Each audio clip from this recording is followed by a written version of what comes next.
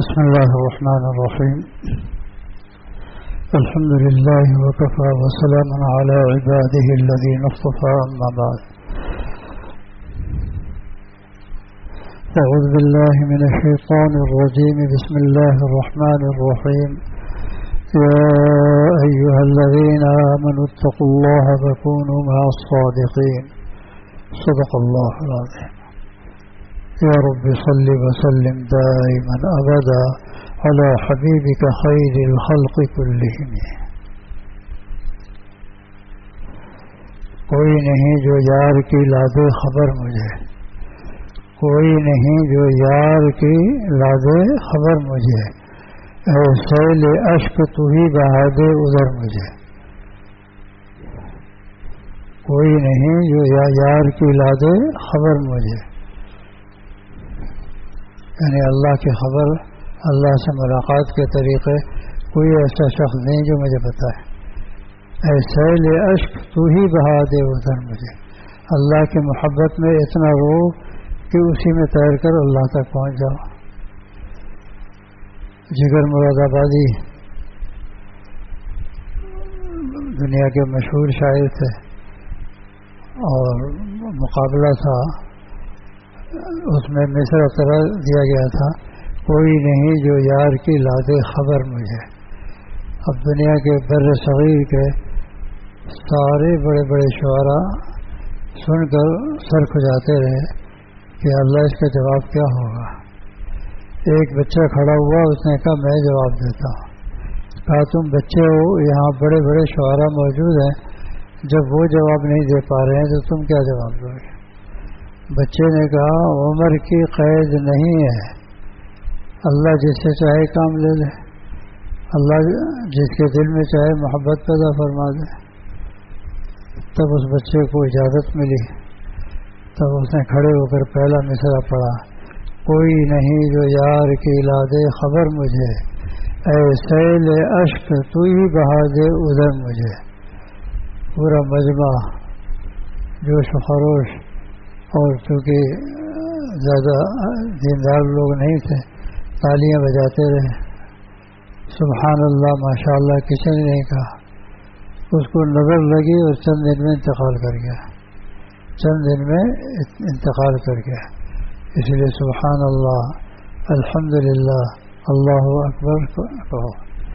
قرآن کریم کی تلاوت ہو رہی ہے، اگر قاری اچھا پڑھ رہا ہے، مخارج صحیح ادا کر رہا ہے تو کہو ماشاء اللہ، سبحان اللہ، کیونکہ اس کو بھی نظر لگتی ہے.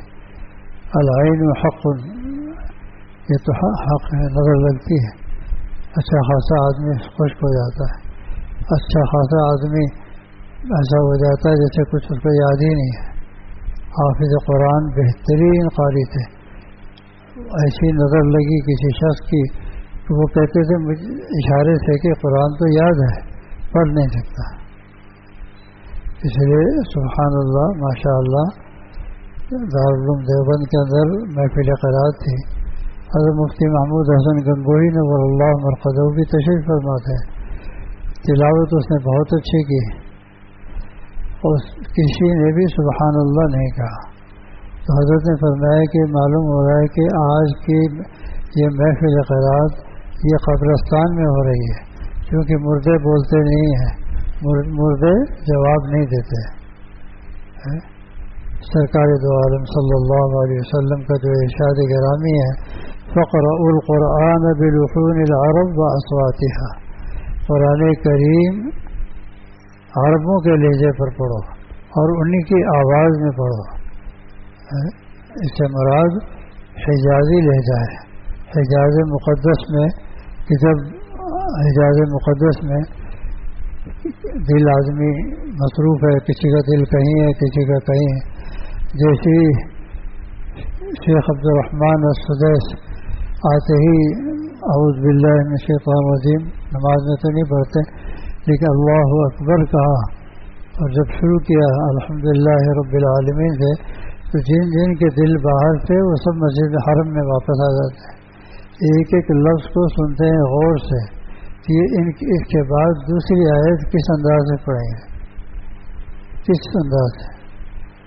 کیونکہ حجاز مقدس کی تجوید تلاوت جو ہے اس میں تصنع نہیں ہے، بناوٹ نہیں ہے، اور مصری قراء جو پڑھتے ہیں اس میں تصنع ہے، وہ باقاعدہ مشق کرایا جاتا ہے 8 سال کہ آپ نے جب یہاں ہاتھ رکھنا ہے تو کس طرح ہلانا ہے، اور آواز کو پتلی کرنا ہے تو یوں کرنا ہے، مائک سے منہ کو دور لے جانا ہے، پھر کبھی پیچھے ہٹنا ہے، کبھی آگے کبھی دونوں پہ ہاتھ رکھ کے ہلانا ہے، لیکن یہ سب چیزیں مقصود نہیں ہیں۔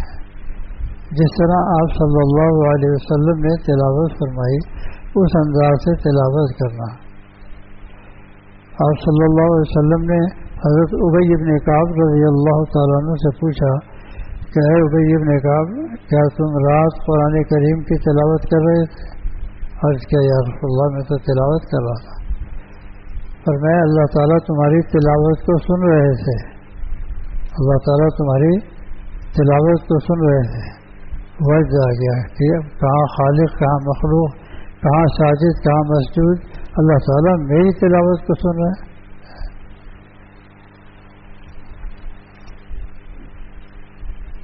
اسی طرح یہ بچے بھی قرآن کریم کو خوب بنا سنوار کے پڑھا کریں، مخارج کے ساتھ پڑھا کریں، اللہ تعالیٰ سنتے ہیں۔ فوراً پوچھا کہ یا رسول اللہ، اللہ سمانی، کیا اللہ نے میرا نام بھی لیا تھا؟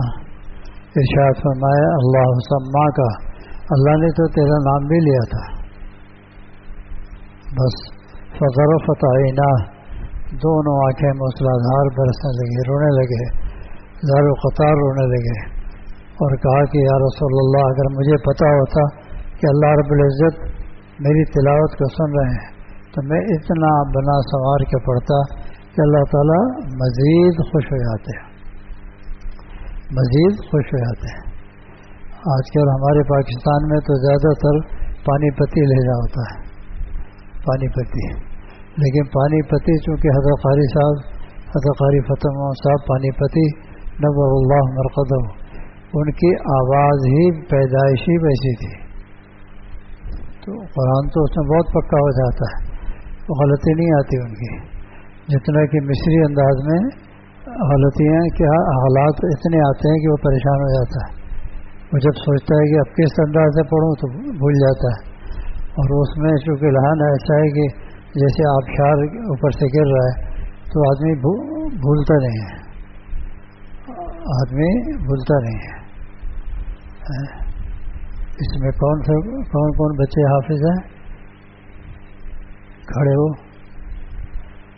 جو بچے حافظ، دیکھو یہ چھوٹا سا بچہ یہ بھی حافظ ہو، یہاں یہ ماشاء اللہ، اتنے چھوٹے سے بچے کے دل میں اللہ تعالیٰ نے اپنا کلام 800 صفحے کا ان کے سینوں کے اندر محفوظ کر دیا ہے۔ کتنے خوش قسمت ہیں بچے، اور بقیہ بھی کسی کے 15 پارے ہو گئے، کسی کا 18، 15 سے اوپر جس کے ہوئے وہ کھڑو 15 پارے۔ یہ دیکھیے ماشاء اللہ، یہ وہ ہیں جن کے 15 پارے سے زائد ہو چکے ہیں۔ تعلیم اگر صحیح ہو تو بہت جلد بچے حفظ کر جاتے ہیں۔ آج کل دوسری چیزیں ساتھ شامل کر دیتے ہیں تو اللہ کے کلام کی عظمت ختم ہو جاتی ہے، اس کی وجہ سے 10 سال لگتے ہیں، وہ بیچارہ وہیں پڑا رہتا ہے۔ شاباش، بیٹھ جاؤ۔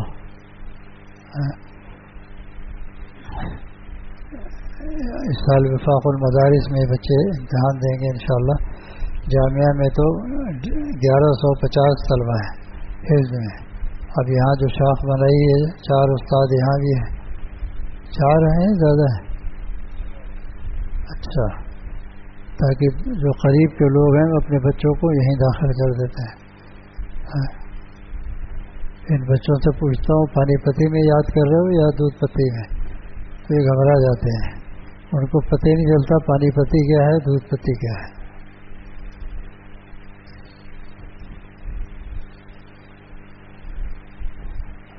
پانی پتی معلوم ہے؟ وہ دیکھو ایک دوسرے کو دیکھ رہے ہیں کہ پانی پتی، پانی تو پتہ ہے ان کو، پتی بھی ہے معلوم ہے، اور دودھ پتی وہ بھی نہیں معلوم ہے۔ پانی پتی میں جو ہے اس انداز سے پڑھا جاتا ہے کہ مخارج بھی سب ادا ہوتے ہیں اور جلدی یاد ہو جاتا ہے. حضرت قاری فتح صاحب پانی پتی نور اللہ مرقدہ جو کہ میرے استاد بھی تھے، میں نے ان سے 4 پارے ان سے حفظ کیے تھے. تو ان کا پڑھنے کا انداز تھا اعوذ باللہ من الشیطان الرجیم، یہ ہے پانی پتی لہجہ. اور حجازی لہجہ کیا ہے؟ اعوذ باللہ من الشیطان الرجیم. تو دونوں میں فرق ہے، دونوں میں فرق ہے. لیکن جب یہ بچے حفظ کر لیتے ہیں پانی پتی تو پھر چند دن ان کو 1-2 مہینے مشق کرنی پڑتی ہے تو یہ دونوں میں ماہر ہو جاتے ہیں، دونوں میں ماہر ہو جاتے ہیں. ہر شخص کو چاہیے کہ اپنے کم از کم ایک بچے کو تو حافظ بنائے، کیونکہ حفظ کرنے میں شیطان سے مقابلہ بڑا سخت ہوتا ہے. شیطان ان کی روزانہ میٹنگ ہوتی ہے کہ ایک بچہ حافظ ہوگا تو خاندان کے 10 لوگوں کو جنت میں لے جائے گا، تو کیوں نہ میں ان پر محنت کروں کہ حفظ کرنا چھوڑ دیں. اس لیے 5 پارے سے 15 پارے تک شیطان بہت زور لگاتا ہے.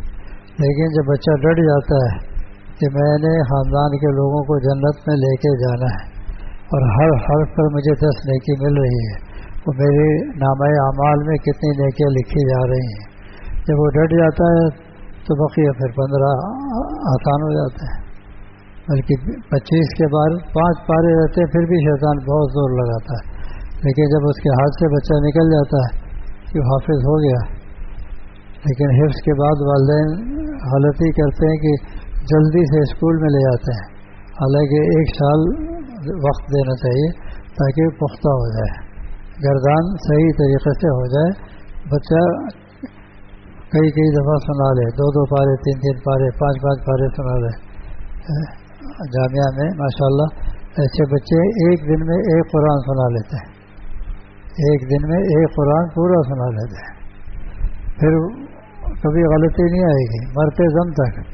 ورنہ رمضان کا چاند نظر آنے سے پہلے ہی بچہ دعا کرتا ہے یا اللہ بخار بھیج دے، رمضان سر پہ آیا ہے، میرا تو قرآن کریم کچا ہے. بعض پیاز بغل میں دبا کے بیٹھتے ہیں کہ سنا ہے کہ اسے بخار آ جاتا ہے، لیکن بخار تو آتا نہیں. اور اگر محنت کر لیں پھر کسی چیز کی ضرورت نہیں، پھر کسی چیز کی ضرورت نہیں. پھر جنت میں اتنا اونچا مقام ہوگا کہ فقر ورتقے، پڑھتے جاؤ چڑھتے جاؤ، پڑھتے جاؤ چڑھتے جاؤ. جہاں آخری آیت ہوگی وہاں جا کر وہاں ان کا مقام ہوگا. اس لیے یہ ان کو بٹھایا جاتا ہے بچوں کو، ابھی سے غور سے سنا کریں باتیں تو ان کو یاد ہوتی رہیں گے، یاد ہوتی رہیں گے. ابھی جامعہ میں سب بچوں سے ملاقات ہوئی، تھوڑی دیر ان سے، پھر اساتذہ سے، پھر اساتذہ کے بعد پھر بخاری شریف کا سبق پڑھایا. سبق پڑھا کے بھاگم بھاگ یہاں پہنچا ہوں تو یہاں 10 منٹ رہ گئے تھے، وضو وغیرہ کیا، پھر یہاں کے یعنی بیماری آزاری سب کچھ ذوف اتنا ہے. اب 82 سال عمر ہو جائے تو پھر تو آپ کو پتہ ہی کتنا ذوف ہوتا ہے.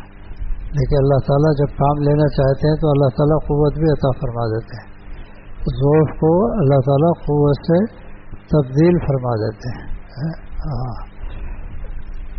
تو فرمایا قل ان کنتم تحبون اللہ فاتبعونی یحببکم اللہ، کہ اے محمد صلی اللہ علیہ وسلم آپ کہہ دیجیے، آپ کہہ دیجیے. حالانکہ اللہ تعالیٰ بھی کہہ سکتے تھے، لیکن جتنے بڑے بادشاہ ہیں، سلاطین ہیں، وہ بچوں سے خود خطاب نہیں کرتے، وہ تعلیق مقرر کرتے ہیں، ان سے کہتے ہیں کہ تم یہ کہہ دو.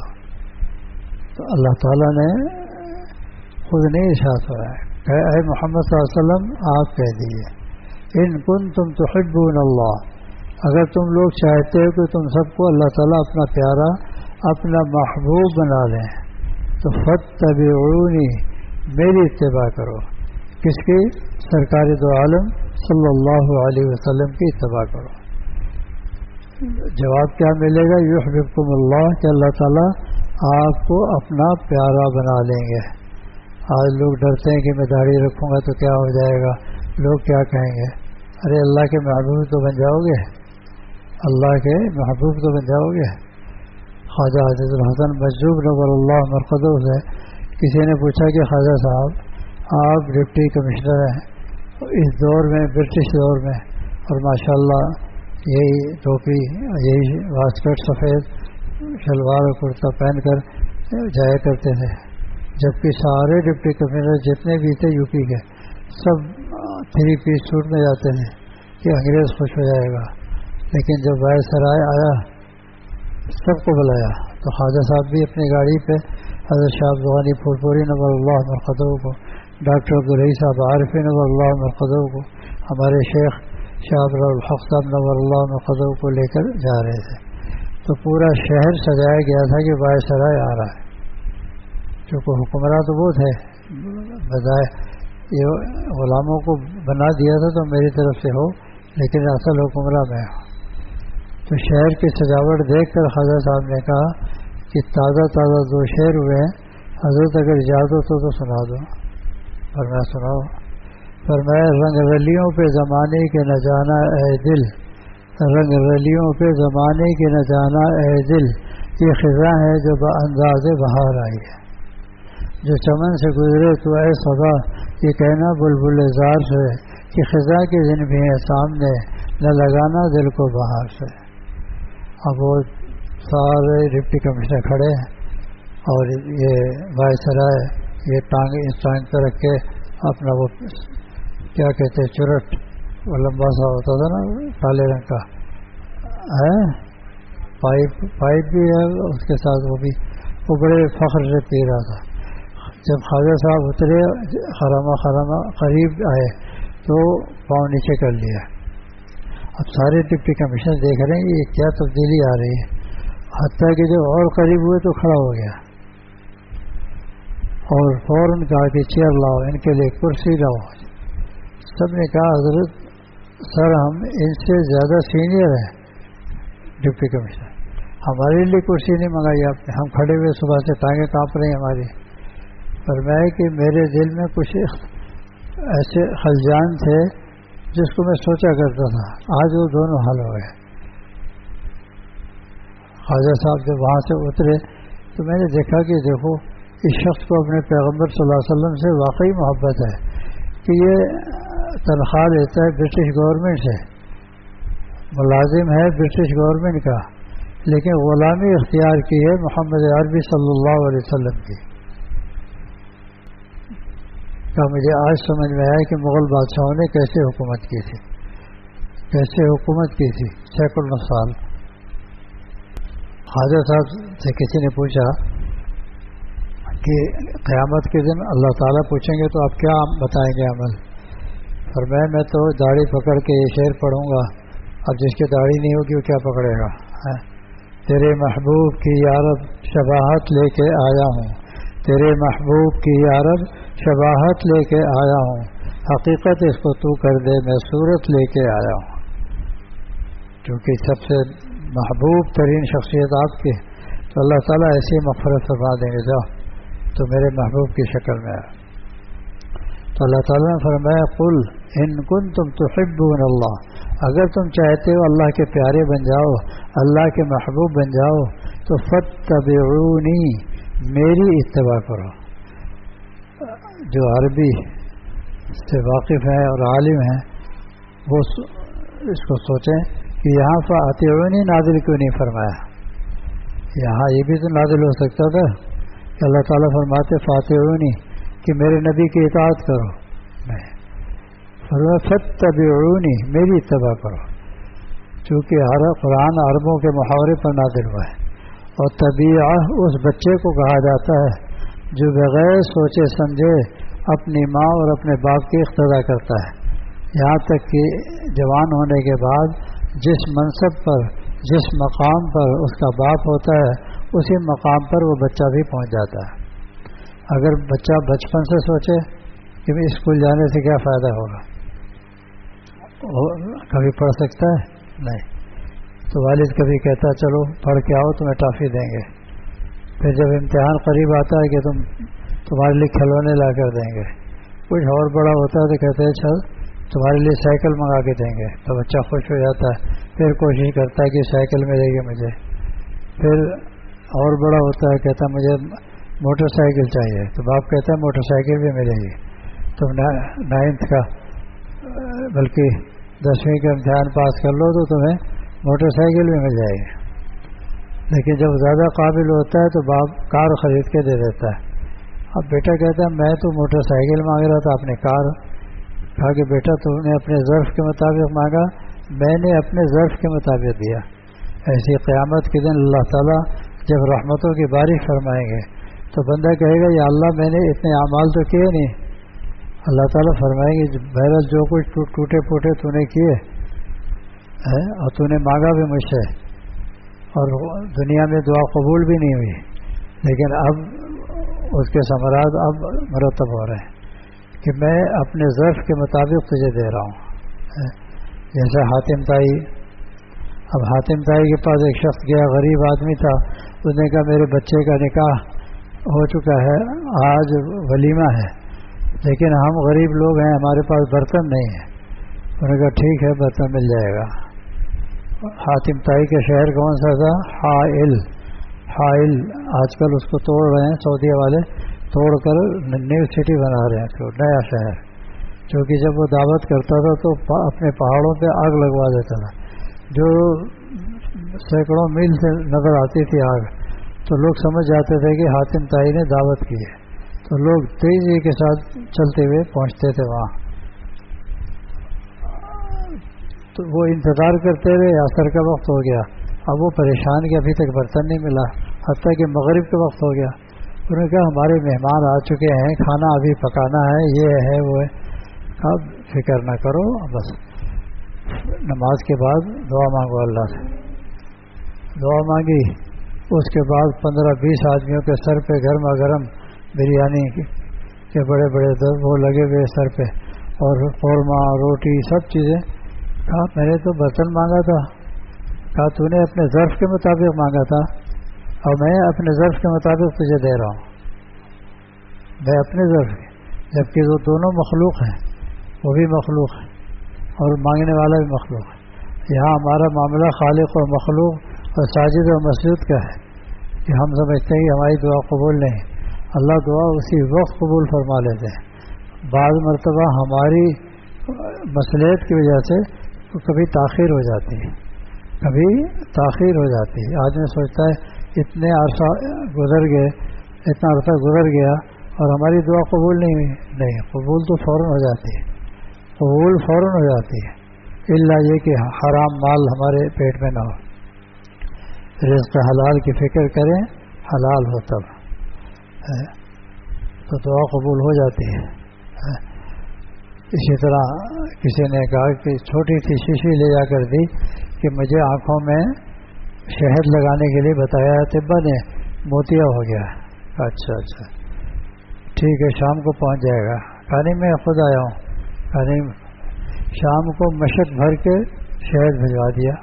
اب اس نے کہا کہ میں نے تو چھوٹی سی شیشی مانگی تھی, یہ پورا اپنے مشق بھر کے.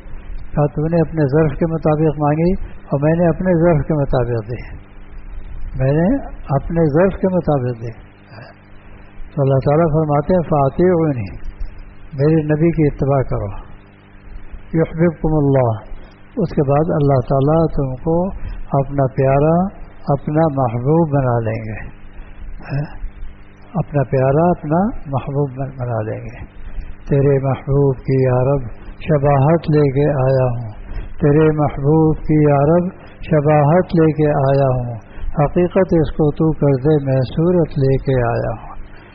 اللہ تعالیٰ اپنے پیارے حبیب صلی اللہ علیہ وسلم کے نقش قدم پر چلنے کی توفیق عطا فرمائے. آپ صلی اللہ علیہ وسلم نے جب فرمایا من تمسک بسنتی عند فساد امتی فلہ اجر 100 شہید. جس زمانے میں سنتوں کا مذاق اڑایا جا رہا ہو, لوگ سنتوں کو حقیر سمجھ رہے ہوں, جو ایک سنت کو زندہ کرے گا 100 شہید کے برابر اس کو ثواب ملے گا. مولا علی قاری رحمہ اللہ اس حدیث کے ذیل میں سوال کرتے ہیں کہ اللہ تعالیٰ کے تو اللہ کے یعنی کتنے نام ہیں, آپ صلی اللہ علیہ وسلم کے بھی کتنی سنتیں ہیں، ہزاروں سنتیں، کیا ہر سنت کے زندہ کرنے پر 100 شہید کا ثواب ملے گا؟ فرماتے جی ہاں۔ دلیل کیا ہے؟ اللہ تعالیٰ کے ایک نام شکور ہے، اور شکور کی تعریف الذی یعطی اجر الجزیل علی العمل القلیل، شکور وہ ذات ہے جو معمولی عمل پر بہت بڑی جزا عطا فرمائے۔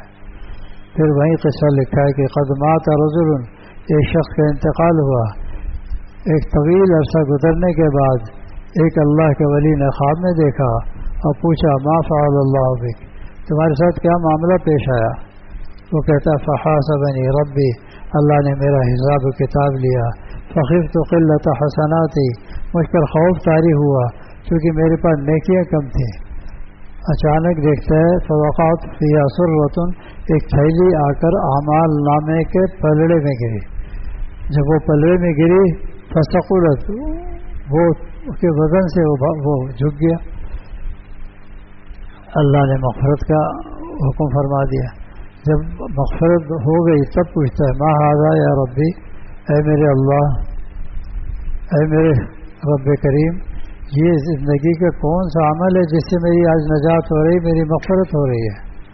فقال اللہ عز وجل، اللہ رب العزت نے ارشاد فرمایا ھذا کف تراب القیتہ علی قبر مسلم، یہ وہ مٹی ہے جو تو نے کسی مسلمان بھائی کی قبر پہ ڈالی تھی۔ بتائیے قبرستان جانا مٹی دینا مسنون ہے یا نہیں؟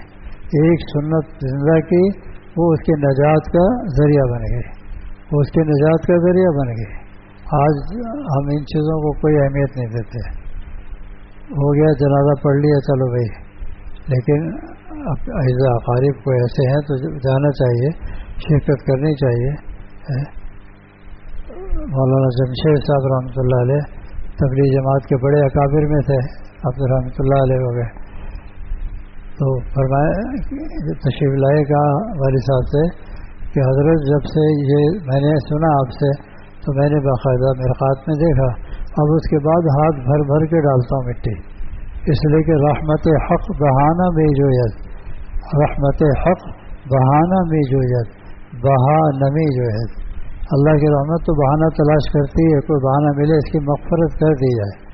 اللہ تعالیٰ قیمت نہیں مانگتے، اگر قیمت مانگتے تو یہ ہماری 40 50 60 سال کی زندگی وہ بھی آدھی رات نیند میں گزر گئی تو اندازہ لگائیں کہ کل عمر تقریباً 20 25 سال سے زیادہ کسی کی نہیں ہوتی۔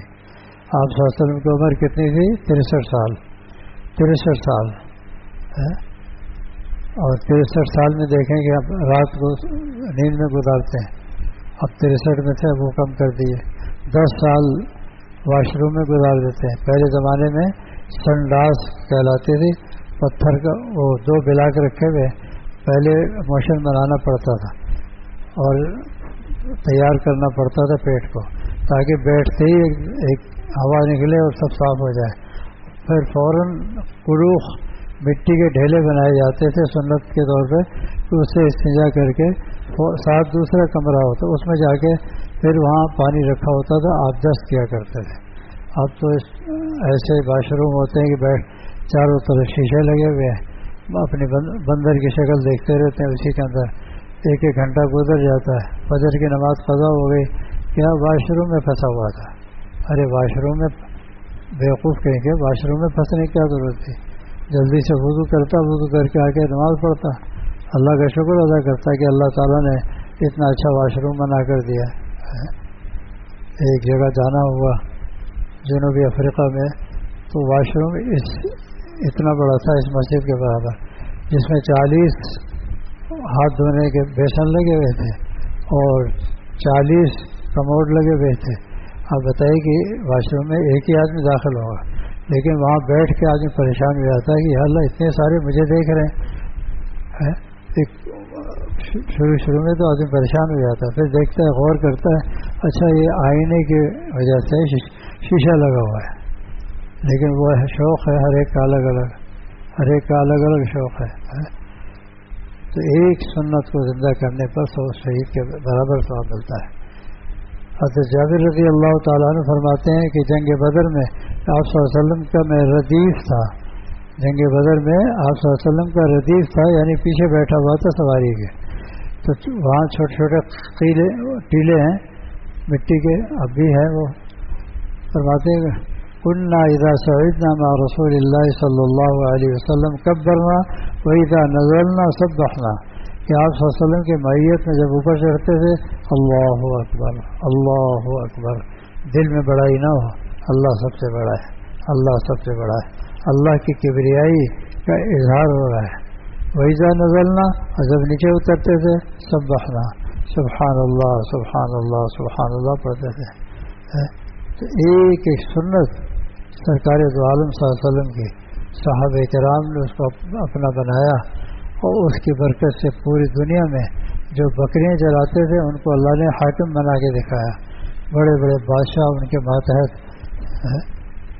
تو آپ صلی اللہ علیہ وسلم کے نقش قدم پر چلو. نقش قدم نبی کے ہیں جنت کے راستے، نقش قدم نبی کے ہیں جنت کے راستے، اللہ سے ملاتے ہیں سنت کے راستے. اس لیے ایک ایک سنت ان بچوں کو بھی یاد کرائی ہے. قاری صاحبان سن رہے ہیں، ایک سنت 1 منٹ لگے گا، بتا دو یہ پڑھ لیں گے. دوسرے دن آئے دوسری سنت، تیسرے دن تیسری سنت، 3 مہینے کے اندر ساری سنتیں ازبر یاد ہو جائیں گی، ساری سنتیں ازبر یاد ہو جائیں گی. اور ایک امتیازی شان ہوگی کہ بھئی ہاں سنتیں بھی یاد کرائی جاتی ہیں، تاکہ ان کو پتہ تو چلے کہ ہمارے سب سے پیارے محبوب اللہ تعالیٰ کے سرکار دو عالم صلی اللہ علیہ وسلم کی سنتیں ہیں جس کے زندہ کرنے پر اتنی فضیلت، اتنا ثواب ہے. اللہ تعالیٰ ہم سب کو عمل کی توفیق عطا فرمائے، اور سرکار دو عالم صلی اللہ علیہ وسلم کی اطاعت کی بھی توفیق عطا فرمائے. خصوصی کرم کا رحم کا معاملہ فرمائے. بارش کا موسم بنا ہوا ہے، اللہ تعالیٰ رحمت کی بارش فرما دے، اللہ تعالیٰ رحمت کی بارش فرما دے. رحمت والی بارش سے ہم پناہ مانگتے ہیں. پورے بنگلہ دیش میں سیلاب آیا، کتنے لوگ بیچارے گھر سے بے گھر ہو گئے. یہاں پنجاب میں سیلاب آیا، سندھ کے اندر بھی انڈیا نے بند کھول دیا، وہاں بھی آیا. تو اسی طریقے سے سیلاب تو کراچی نشیب میں جب آتا ہے پانی تو اتنی تیزی سے، لیکن ہم لوگ رجوع اللہ کرتے ہیں کہ اللہ سے مانگے کہ اللہ رحمت کی بارش عطا فرما، رحمت کی بارش، زحمت والی بارش سے ہم سب کی حفاظت فرما. وآخر دعوانا الحمد للہ رب العالمین. بعض جگہ پانی کی قلت ہے، بارش کے لیے دعا کریں اللہ تعالیٰ. بہت سے جگہ بورنگ ہو رہی ہے، ابھی ہمارے سامنے پر بورنگ ہوئی، اب ادھر بورنگ ہو رہی، پانی کی سطح نیچے چلے گی، کیونکہ ہم لوگ فضول خرچی پانی بہت ضائع کرتے ہیں، پانی بہت ضائع کرتے ہیں. ہونا تو چاہیے کہ ہر مسجد کا جہاں وضو کا پانی جاتا ہے وہاں کنواں بنائیں، اور گہرا کنواں، اور اس کے اندر ریت بھریں اور بڑے پتھر، تاکہ وہ پانی اس میں جذب ہو جائے تو پانی کی سطح ہمیشہ اوپر رہے گی. لیکن وہ اب سلسلہ شروع تو ہوا ہے کچھ.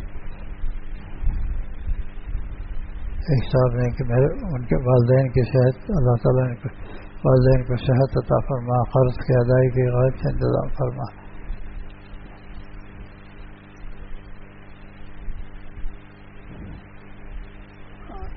ایک صاحب عبداللہ بھائی رشتے کے لیے اللہ تعالیٰ ان کو غائب سے رشتے کا انتظام فرما دے، نیک صالح لڑکے عطا فرما دے. ایاز صاحب بیمار ہیں، اللہ ان کو بھی صحت عطا فرما دے. الیاس صاحب اللہ ان کو بھی شفاء کلی عطا فرما دے. سب کے لیے دعا کرتے ہیں کہ اللہ سب کو شفاء کلی عطا فرما دے، خصوصی کرم کا رحم کا معاملہ فرما دے. اللهم صل على سيدنا مولانا محمد وعلى آله وصحبه أجمعين. اللهم أرنا الحق حقا وارزقنا اتباعه، وأرنا الباطل باطلا وارزقنا اجتنابه. اللهم إنا نسألك الهدى والتقى والعفاف والغنى. اللهم ألهمنا رشدنا وأعذنا من شرور أنفسنا. اللهم ألهمنا رشدنا وأعذنا من شرور أنفسنا. یا رب کریم رحم کا کرم کا معاملہ فرما. یا رب کریم رحم کا کرم کا معاملہ فرما. یا رب کریم جہاں پانی کی کمی ہے یا اللہ وہاں بارش فرما کے پانی کو کمی کو پورا فرما دیے. خصوصی فضل کا کرم کا رحم کا معاملہ فرما دیے.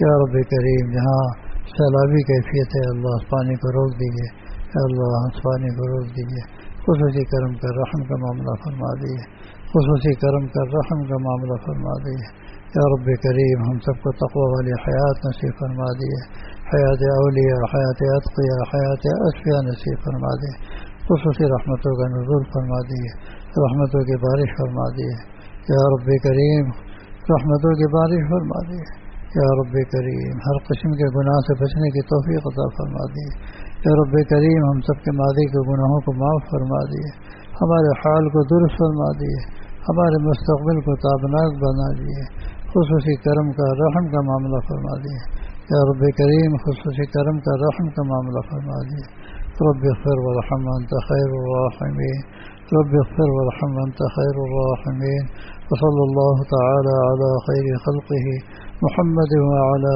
آلہ واصحابہ اجمعین برحمتک یا ارحم الراحمین۔